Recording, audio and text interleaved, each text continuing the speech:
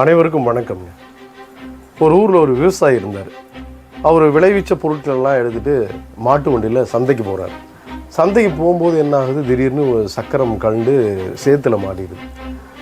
அப்போ என்ன நினைக்கிறார் இவர், ஐயோ கடவுளே எப்படியாவது நீ காப்பாற்று அப்படின்னு சொல்லி கடவுள்கிட்ட மனமுருக வேண்டுறார்.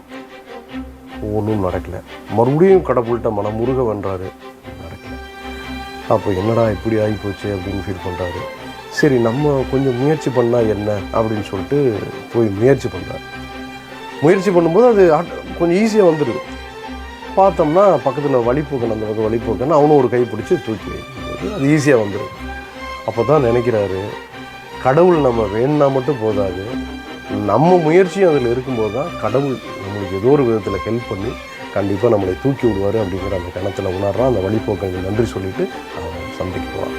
இந்த கதையிலேருந்து நம்ம என்ன உணர்றோம்னா, கடவுள்கிட்ட வேண்டது ஒரு பக்கம் இருந்தாலும் எந்த ஒரு பிரச்சனைகள் வந்தாலும் அதை எதிர்த்து நம்ம தைரியமாக அதை போராடும் பொழுது கடவுள் நம்மளுக்கு துணை நிற்பார். அதற்குண்டான வழிவகைகள் ஏதோ ஒரு ரூபத்தில் நம்மளுக்கு வரும் அப்படிங்கிறது தான் இந்த ஸ்டோரியோட கருத்து. இந்த சித்திரை புத்தாண்டில் இந்த வருஷம் உங்களுக்கு எல்லா விதமான பிரச்சனைகளும் நீங்கி உங்கள் வாழ்க்கை சூப்பராக செமையாக இருக்க என்னுடைய மனமார்ந்த வாழ்த்துக்கள். அனைவருக்கும் இனிய சித்திரை புத்தாண்டு நல்வாழ்த்துக்கள். நன்றி.